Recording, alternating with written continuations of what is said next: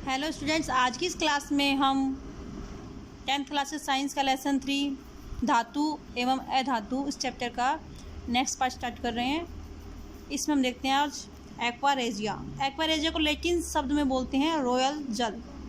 इसका 3:1 के अनुपात में सांद्र हाइड्रोक्लोरिक अम्ल और नाइट्रिक अम्ल का ताज़ा मिश्रण होता है।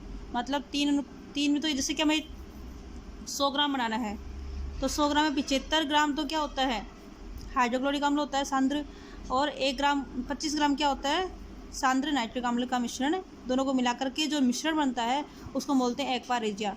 इस मिश्रण को बोलते हैं रॉयल जल। क्यों? क्योंकि यह ऐसा जल है, ऐसा मिश्रण है जो कि गोल्ड और प्लेटिनम को गलाने में समर्थ होता है, जो कि गोल्ड और प्लेटिनम को भी गलाने में समर्थ होता है, उनको आसानी से गला सकता है। तो देखो एक्वा रेजिया 3:1 में यह सांद्र हाइड्रोक्लोरिक अम्ल सांद्र नाइट्रिक अम्ल का ताज़ा मिश्रण होता है। यह गोल्ड को गला सकता है, जबकि दोनों में से किसी अम्ल में अकेले क्षमता नहीं होती है। अगर हम सांद्र हाइड्रोक्लोरिक अम्ल ले लें या सांद्र नाइट्रिक अम्ल ले लें, दोनों अलग अलग लें, उसमें गोल्ड डालें तो उसको गला नहीं सकता। लेकिन दोनों को मिला दें 3:1 में तो दोनों को मिलकर जो लिक्विड बनेगा, मिश्रण बनेगा, एक्वा रेजिया बोलते हैं उसको, वो गोल्ड और प्लेटिनम दोनों को गलाने में समर्थ होता है। एक्वा रेजिया भभकता द्रव होने के साथ प्रबल संक्षारक होता है। कैसा होता है? प्रबल संक्षारक होता है। मतलब दोनों को यह आसानी से गला सकता है। आगे हम देखते हैं इसमें, और संक्षारित करता है उनको। अन्य धातु लवणों के विलयन से धातुएं कैसे अभिक्रिया करती हैं। मतलब कोई धातु का लवण का विलयन है, उसमें दूसरी धातु डालते हैं तो किस प्रकार से अभिक्रिया करती है, उसको हम समझने का यहाँ पर प्रयास करेंगे। कॉपर का एक स्वच्छ तार या आयरन की कील लेते हैं। कॉपर का एक तार लेंगे हम और आयरन की कील लेते हैं। कॉपर के तार को प्रखनली में रखे आयरन सल्फेट के विलयन और आयरन की कील को दूसरी प्रखनली में रखे कॉपर सल्फेट के विलयन में डाल देते हैं।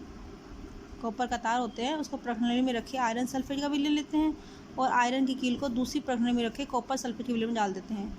मतलब जो धातु है उस धातु के विलयन में दूसरी धातु को रखते हैं और दूसरी धातु के विलयन में दूसरी धातु को रखते हैं। मतलब कॉपर सल्फेट के विलयन में आयरन को, आयरन सल्फेट के विलयन में कॉपर को डालते हैं। 20 मिनट के बाद अब प्रेक्षणों को रिकॉर्ड करते हैं। किस प्रखंड में कोई अभिक्रिया हुई है इसका पता चलता है। आपको किस प्रखंड में कोई अभिक्रिया इसका पता चलता है। किस आधार पर कह सकते हैं कि वास्तव में कोई अभिक्रिया हुई है। क्या आप अपने प्रेक्षणों को क्रियाकलाप 3.9, 3.10, 3.11 में कोई संबंध स्थापित कर सकते हैं। इस अभिक्रिया के लिए संतुलित रासायनिक समीकरण लिखिए किस प्रकार की अभिक्रिया है। तो उसको हम देखते हैं आगे। जो अभिक्रिया होती है कौन सी है, यह है विस्थापन अभिक्रिया। कौन सी है? विस्थापन अभिक्रिया। अभिक्रिया के लिए संतुलित रासायनिक समीकरण क्या होता है? अगर हमने कॉपर सल्फेट के सॉल्यूशन में लिखें, Fe+Cu+SO4 इस प्रकार से होगा तो क्या बनेगा? FeSO4 + Cu। ठीक है। जब आयरन को, लोहे की कील को कॉपर सल्फेट के विलयन में डालते हैं तो कॉपर सल्फेट का नीला रंग क्या हो जाता है? गायब हो जाता है और हरे रंग में बदल जाता है, हल्के हरे रंग में, जो कि आयरन सल्फेट बनने के कारण होता है। और कॉपर सल्फेट को विलयन से क्या कर देता है? प्रतिस्थापित कर देता है। तो ये विस्थापन अभिक्रिया हो गई। अगर हम कॉपर को आयरन सल्फेट में डालते हैं तो इसमें कोई अभिक्रिया नहीं होती है, कोई अभिक्रिया नहीं। इसका रीज़न क्या है कि इसने तो इसको रिप्लेस कर दिया और स्थापन कर दिया, लेकिन कॉपर है वो आयरन को प्रतिस्थापित नहीं करता, कोई रिएक्शन नहीं होती है। तो इसका रिएक्शन आगे, इसका रीज़न देखते हैं आगे देखते हैं। इसमें जैसे डायग्राम हमें दिखाई दे रहा है, इसमें कॉपर सल्फेट का विलयन है, इसमें लोहे की कील डाली गई है, इसमें आयरन सल्फेट का विलयन है, इसमें तांबे का तार डाला गया है। कुछ समय बाद वो लटकाते हैं, हम इसको छोड़ देते हैं ऐसे ही। तो हम देखते हैं कि लोहे की कील पर एक ब्राउन कलर की परत जम जाती है और कॉपर सल्फेट के विलयन में, और तांबे के तार पर, तांबे का तार है, आयरन सल्फेट का विलयन है, इस पर ब्राउन रंग की एक परत जम जाती है। और ये क्या है? तांबे के तार पर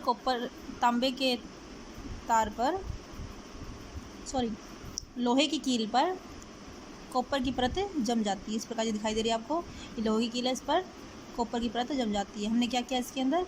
कॉपर सल्फेट का विलयन है, इसके अंदर लोहे की कील डाली है। लोहे की कील डालने के पश्चात कुछ समय पश्चात क्या होता है कि लोहे की कील पर एक भूरे रंग की परत जम जाती है, इसको हम बोलते हैं कॉपर। तो इसमें दूसरी रिएक्शन तो होती नहीं है, क्योंकि कॉपर है वो आयरन को प्रतिस्थापित नहीं कर पाती, जबकि आयरन होता है वो कॉपर को प्रतिस्थापित कर देता है। इसका मतलब अभिक्रियाशील धातु अपने से कम अभिक्रियाशील धातु को उसकी यौगिक के विलयन या गलित अवस्था से विस्थापित कर देती है। जो अधिक क्रियाशील धातु होगी, जैसे इन दोनों के अंदर कॉपर और आयरन के अंदर आयरन अधिक क्रियाशील है, वो कम क्रियाशील धातु को या कम अभिक्रियाशील धातु को उसकी यौगिक के विलयन या गलित अवस्था से विस्थापित कर देती है। पिछले खंड में हमने देखा कि सभी धातु की अभिक्रियाशीलता समान नहीं होती है। हमने ऑक्सीजन, जल एवं अम्ल के साथ विभिन्न धातु की अभिक्रियाशीलता की जांच की, लेकिन सभी धातुएं इन अभिक्रमों के साथ अभिक्रिया नहीं करती हैं। इसलिए हम सभी धातुओं के नमूने को अभिक्रियाशीलता के अवरोही क्रम में नहीं रख सकते। मतलब हम धातुओं का जो नमूने होते हैं ना, उसको अभिक्रियाशीलता के अवरोही क्रम में नहीं रख सकते। आपने अध्याय फर्स्ट में जो विस्थापन अभिक्रियाओं का अध्ययन किया था, वह धातुओं की अभिक्रियाशीलता का उत्तम प्रमाण प्रस्तुत करता है। इसे समझना बहुत ही आसान एवं सरल है। अगर धातु ए धातु बी को उसके विलयन से प्रतिस्थापित कर देती है, विस्थापित कर देती है, तो ये धातु बी के अपेक्षा अधिक अभिक्रियाशील होगी। मतलब जो धातु अधिक अभिक्रियाशील होती है वो कम क्रियाशील धातु को उसके विलयन से प्रतिस्थापित कर देती है। मानो धातु ए है, ये बी धातु का लवण का विलयन है, तो ये ए क्या करती है, इस बी को प्रतिस्थापित कर देती है और एक लवण का विलयन बन जाता है। ये क्यों होता है? ये होता है क्रियाशीलता के कारण। और इसको किसी भी धातुओं को उनकी क्रियाशीलता के आधार पर अवरोही क्रम में रखना होता है, व्यवस्थित करना होता है। उस सूची को बोलते हैं सक्रियता सूची। उसको हम देखेंगे आगे। सक्रियता श्रेणी या सक्रियता सूची। सक्रियता श्रेणी वह सूची है जिसमें धातुओं की क्रियाशीलता को अवरोही क्रम में व्यवस्थित किया जाता है। सक्रियता श्रेणी वह सूची है जिसमें धातुओं की क्रियाशीलता को अवरोही क्रम में व्यवस्थित किया जाता है। विस्थापन के प्रयोगों के बाद क्रियाकलाप 1.9 3.12 निम्न श्रेणी 3.2 को विकसित किया गया, जिसे सक्रियता श्रेणी कहते हैं। मतलब सक्रियता श्रेणी वह श्रेणी है जिसमें धातुओं की क्रियाशीलता को अवरोही क्रम में व्यवस्थित किया जाता है कि कौन सी धातु की क्रियाशीलता किस प्रकार की है। ये पोटेशियम, इसकी धातु की क्रियाशीलता सबसे अधिक होती है, सबसे अधिक क्रियाशील होती है, इसलिए सबसे ऊपर इसको। नीचे लास्ट में गोल्ड की जो क्रियाशीलता होती है वो सबसे कम होती है। तो धातुओं की क्रियाशीलता के आधार पर अवरोही क्रम में इनको व्यवस्थित किया गया है। अवरोही क्रम मतलब घटता हुआ क्रम। जो ऊपर धातु होगी वो अधिक क्रियाशील होगी, जो नीचे होगी वो उसकी तुलना में कम होगी और नीचे वाले की तुलना में अधिक क्रियाशील होगी। जैसे हम एग्जांपल ले लेते हैं एल्यूमिनियम है, वो इन ऊपर वाली धातुओं की तुलना में कम क्रियाशील है, जबकि नीचे जो धातु उनकी तुलना में अधिक अभिक्रियाशील धातु होती है। मतलब एल्यूमिनियम इन धातुओं से कोई अभिक्रिया नहीं दर्शाती है, जबकि नीचे आने वाली धातुओं को उसके विलयन से यौगिक के विलयन से विस्थापित कर देती है। तो सक्रियता श्रेणी वह सूची है जिसमें धातुओं की क्रियाशीलता को अवरोही क्रम में व्यवस्थित किया जाता है। सबसे अधिक अभिक्रियाशील धातु सबसे ऊपर और सबसे कम क्रियाशील धातु सबसे नीचे होती है। ये घटती अभिक्रियाशीलता का एक क्रम है जिसको एक सूची के रूप में व्यवस्थित किया गया, उसको बोलते हैं सक्रियता श्रेणी। अब हम देखते हैं इसके कुछ क्वेश्चन आंसर। फर्स्ट क्वेश्चन है, सोडियम को केरोसिन में डुबोकर क्यों रखा जाता है? जैसा कि आपको पता है सोडियम एक बहुत ही क्रियाशील धातु है। जैसे ही वायु के संपर्क में आती है तो ये जलना शुरू कर देती है। इसलिए सोडियम को वायु के संपर्क से बचाने के लिए केरोसिन तेल में डुबोकर रखा जाता है। फिर से सुने बेटा इसको। सोडियम एक बहुत अधिक क्रियाशील धातु है और जैसे ही वायु के संपर्क में आती है तो ये जलना स्टार्ट कर देती है और इसकी अभिक्रियाशीलता को वायु से रिएक्शन को रोकने के लिए इसको केरोसिन में डुबोकर रखा जाता है। नेक्स्ट है, इन अभिक्रियाओं के लिए समीकरण लिखिए। फर्स्ट है, भाप के साथ आयरन और जल के साथ कैल्शियम और पोटेशियम, इनका रिएक्शन दिखाना आपको। भाप के साथ आयरन, तो आयरन का फॉर्मूला क्या होता है? Fe, और भाप का क्या होता है? H2O गैस मतलब भाप। ठीक है बेटा, तो इससे क्या बनेगा? Fe3O4 plus H2। ये आयरन है, ये किस सॉलिड फॉर्म में है और ये भाप है गैस फॉर्म में। इसी रिएक्शन में क्या बन गया? आयरन ऑक्साइड बन जाता है Fe3O4 प्लस H2। ये हाइड्रोजन गैस में रिलीज हो जाती है। अब हम इसको बैलेंस कर देंगे। यहाँ पे Fe कितना है? 3, तो यहाँ पे हम लगा देंगे 3। बैलेंस रिएक्शन हमने फर्स्ट चैप्टर में देखा था। ऑक्सीजन कितना है? 4, तो यहाँ पे हम लगा देंगे 4। इससे क्या ऑक्सीजन हाइड्रोजन कितना हो गया? यहाँ पर 4 × 8, यहाँ पे कितना है 2, तो यहाँ पे हम 4 लगा करके हाइड्रोजन को भी बैलेंस कर देंगे। ठीक है बेटा। अब हम देखते हैं जल के साथ कैल्शियम और पोटेशियम की रिएक्शन। कैल्शियम का फार्मूला क्या होता है Ca, और जल का फार्मूला क्या होता है H2O। जब आपस में रिएक्शन करवाते हैं इसकी तो क्या बनेगा, कैल्शियम हाइड्रोक्साइड CaOH की ट्वाइस प्लस H2, ये गैस, ये क्या है गैस, इसलिए G से डिनोट कर सकते हैं हम।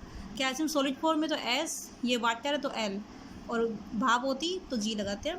तो इससे क्या बना, कैल्शियम जब वाटर से रिएक्शन करता है तो calcium hydroxide plus H2 gas बनती है।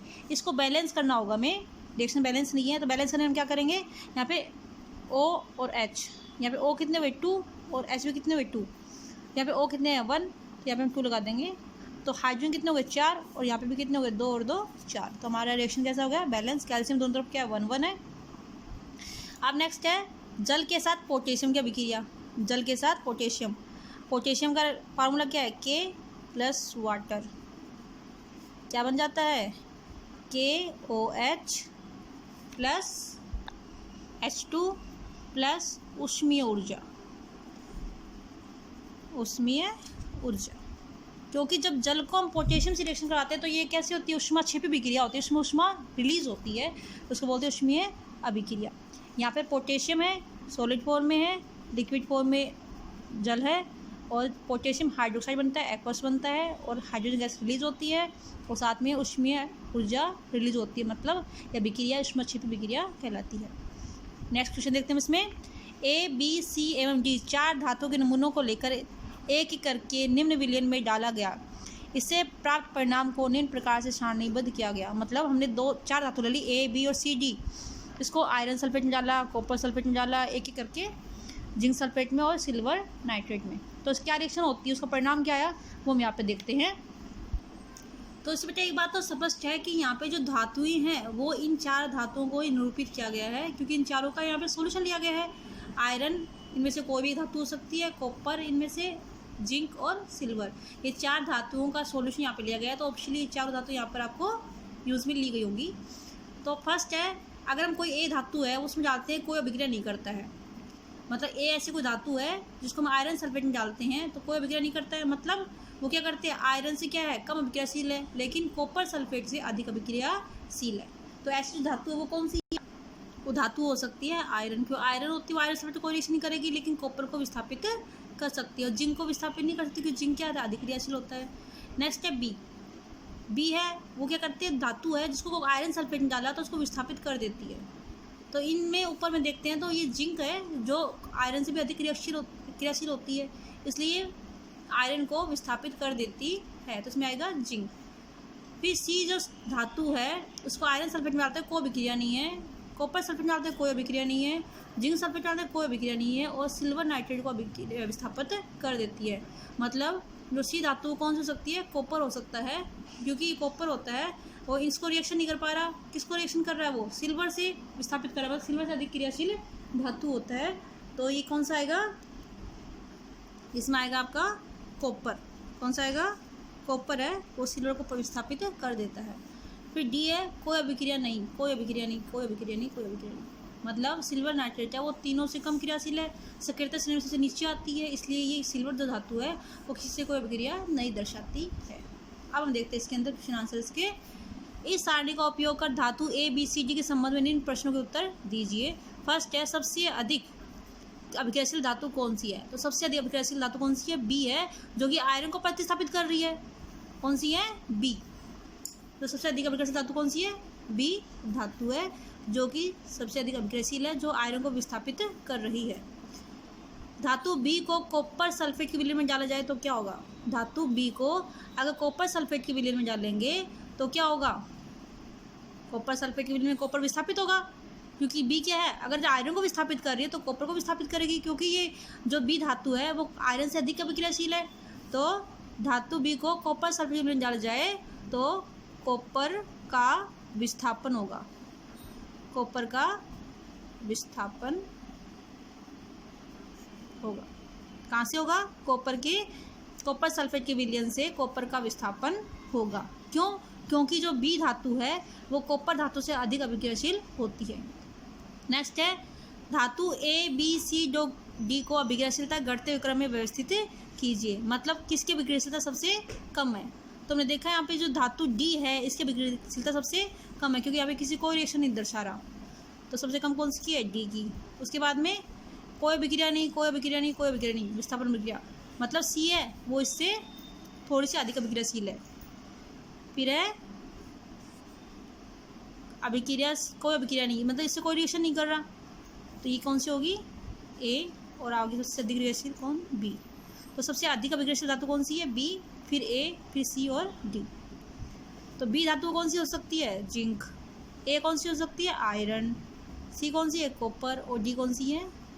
सिल्वर। इस प्रकार से हम धातु को डिवाइड कर सकते हैं। आगे हम देखते हैं अभिक्रियाशील धातु को तनु हाइड्रोक्लोरिक अम्ल में डाला जाए तो कौन सी गैस निकलेगी? अभिक्रियाशील धातु को, कोई भी अभिक्रियाशील धातु है उसको तनु हाइड्रोक्लोरिक अम्ल में डाला जाता है तो कौन सी गैस निकलती है? हमेशा किसी भी धातु को किसी अम्ल में डालते हैं तो हमेशा हाइड्रोजन गैस रिलीज होती है। एक बेसिक कंसेप्ट है कि किसी धातु को जब हम अम्ल में डालते हैं तो हमेशा हाइड्रोजन गैस रिलीज होती है। आयरन के साथ तनु H2SO4 की रासायनिक अभिक्रिया लिखिए। तो हम यहाँ पे रिएक्शन लिख सकते हैं। आयरन, आयरन का फार्मूला क्या होता है? Fe। क्या होता है? F। मैं यहाँ पे लिख देती हूँ आपको, इसका Fe क्या है? तनु H2SO4, तनु H2SO4 जब रिएक्शन करेगा तो क्या बनेगा? FeSO4 plus H2 gas. इसमें हम देख सकते हैं यहाँ पे क्या बन रहा है? ये एक्वस, यहाँ पे आयरन सॉलिड है, ये एक्वस फॉर्म में है। अब देखो यहाँ पर क्या होता है, जब हम आयरन की तनु H2SO4 रिएक्शन करवाते हैं, मतलब आयरन धातु है और तनु H2SO4 क्या है? अम्ल है। तो कोई भी धातु जब अम्ल से अभिक्रिया करते हैं तो हमेशा हाइड्रोजन गैस रिलीज होती है। इसी प्रकार से इसके अंदर अभिक्रियाशील धातु कोई भी ले लो, M ले लो यहाँ पर, और हमने कोई भी अम्ल ले लिया, HCl अम्ल ले लिया मान लो, तो हमें से क्या होगा? MCl plus H2 gas release होती है।